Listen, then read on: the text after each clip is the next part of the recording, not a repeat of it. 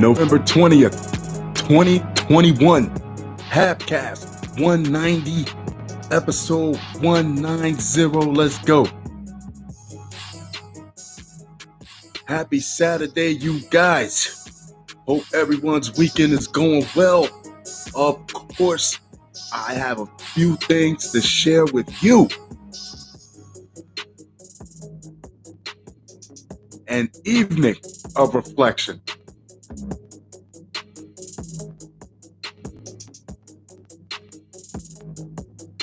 Shall we?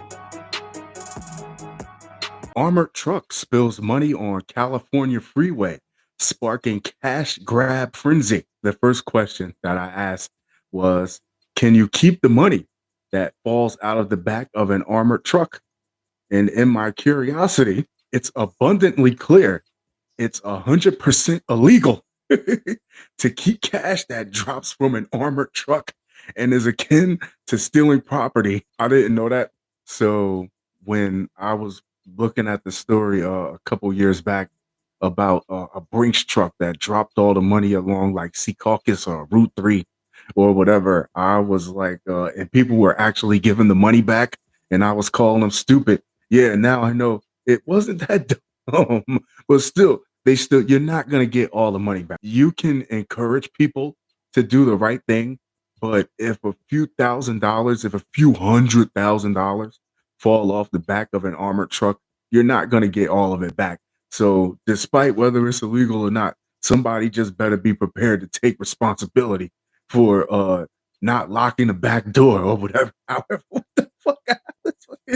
It's not illegal to find money that's dropped.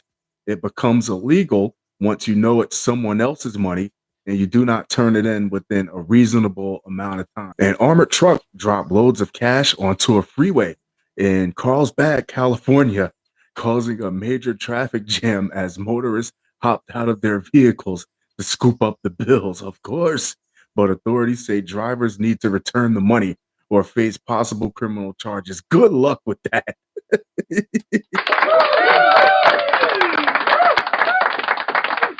The Grinch is not getting his money back right before Christmas, too. You're crazy. Shortly before, you're trying to scare people into you're going to get in trouble if you don't give the money back. Good luck finding every last dollar that fell off the back of that truck. Good luck. Shortly before 9:15 a.m. Friday, California Highway Patrol CHIPS began receiving 911 calls about cash scattered across an area of Interstate 5 near Canyon Road. CHP and the Federal Bureau of Investigation said that several people got out of their cars to chase after the money. Both agencies are investigating the incident. You're not getting that money back. Not all of it. And I would think less than 50% of that money is coming back. Many of the motorists returned the money immediately to the officers. However, there were motorists observed driving from the scene with stolen money. Stop trying to scare them. You're not going to stop it. They said, and I know it's illegal. Please don't listen to me. The CHP would like to thank those motorists who have already returned the money to their local CHP office and remind the public to do the right thing and return the money they found on the freeway. Authorities said that videos and photos were posted on social media that captured people's faces and the license plate numbers of cars. The agencies released several photos showing people scooping up the bills. In one photo, a woman wearing a gray hoodie was seen laughing as she held a wad of cash in her arm. That's right. Other photos released by authorities were screen grabs taken from an Instagram video posted by fitness influencer Demi Bagby. See, social media is telling on everybody. This is the most insane thing I've ever seen. Bagby said in a video she shared with more than 2 million followers. So how many of them didn't get a cut of the money and were quickly expediting that video to the proper authorities? Next up, if you like the show, subscribe and comment. Let me know you're rocking with your boy. Bodies found hanging from overpass in central Mexico. They're trying to let you guys know that this isn't traveling tourism country. This award shit is real. And you guys, just like was this like 2 weeks ago, 3 weeks, that it may maybe a month that a couple people got killed touring in a drug cartel like war zone. Why do you think those packages? Why do you think those travel packages are so cheap? It's because cartels are fighting over that beachfront property, and you're right in the middle of it with a mai tai, thinking life's grand. The Zacatecas State Public Safety Agency said in a statement, said the bodies were found in Ciudad Timac, about 340 miles. Great job with the names, Johnson. I know. About 340 miles north of Mexico City. Mexican authorities on Thursday discovered 10 bodies, nine of them hanging from an overpass in the central state of Zacatecas, the scene of a battle for territory among drug cartels. And you think it's beautiful. They put it on a postcard. They take a picture and put it on the travel agency, and you think that, yeah, that $500 for 7 days and 6 nights is a steal. Now you know why. The Zacatecas State Public Safety Agency said in a statement the bodies were found in Ciudad Cuauhtémoc. I think that's how you do it. About 340 miles north of Mexico City. The 10th body was found on the pavement. All of the victims were men. The Sinaloa, well, that was El Chapo, and Jalisco New Generation cartels have been battling for control in the state, which is a key transit point for drugs, according to the powerful synthetic painkiller fentanyl moving north to the U.S. border. Cartels sometimes make such public displays of bodies to taunt their rivals or authorities and terrify local residents. Stay the hell away from there.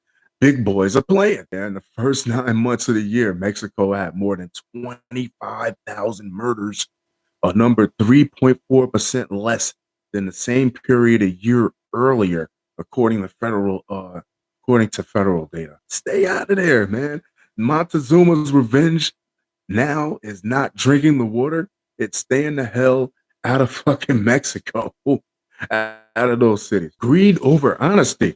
New York doctors stole $3.7 million in COVID 19 relief money to buy yacht, luxury cars, and Rolex watches. Prosecutors say nothing like Iowa Governor Kim Reynolds, who actually spent $450,000 in COVID relief paying her employees. Financial crime. Here's a prescription for a stint in jail. Who wrote this shit? A Long Island doctor has pleaded guilty to stealing 3.7 million in COVID-19 relief aid and using the cash to buy a luxury yacht and numerous Rolex and Cartier watches. Hey, at least you can't fault him for taste. All right. Constantino Zarkadas, a 48-year-old internist from Glen Cove, New York, admitted he filed 11 applications for disaster relief between March and July 2020 for corporate entities he controlled, but then used the taxpayer money to bankroll his lavish lifestyle. Now, Kim Reynolds did nothing of the sort. All she did, the COVID-19, the PPP money was supposed to be for her employees, and that's what she used the money for. And they tried to stick an auditor up her ass. According to court documents, Zarkardis took nearly $200,000 in Paycheck Protection Program loans to use as a down payment for a $1.75 million yacht. To hide what he was doing, prosecutors say Zarkadas wrote a check for the payment to a relative with the memo line stating it was repayment for payroll. Now he's what's that, like laundering money? Zarkadas was also accused of using tens of thousands of dollars to lease luxury cars and buy multiple Rolex and Cartier watches. Prosecutors say he also used some of the money to help pay nearly $1 million in prior legal judgments. Hey, clear up the bills. A responsible thief. Zarkadas was accused of shuttling the money between numerous bank accounts and obscure the source of the funds, money laundering. Yeah. Dr. Zarkadas chose greed over honesty by financing a luxury lifestyle on the backs of America's taxpayers, said Thomas Fataroso, a criminal investigator with the Internal Revenue Service. Numbers listed for Zacatecas were disconnected, and no attorney was listed for him in the court records.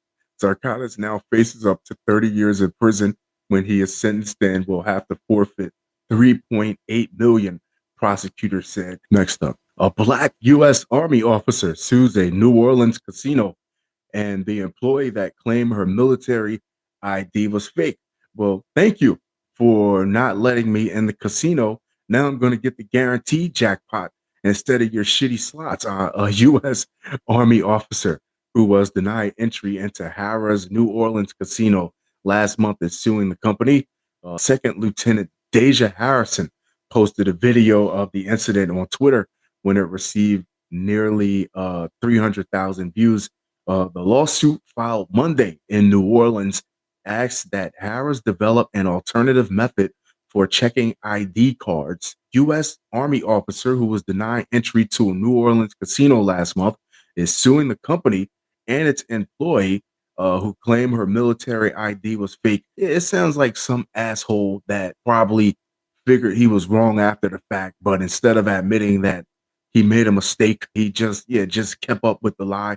When Second Lieutenant Deja Harrison, 23, attempted to enter Harrah's New Orleans casino last month for her brother's 21st birthday, her Louisiana driver's license would not scan through the building's electronic readers, and Harrison produced her military ID. She says a security officer identified in court documents as Corey Doe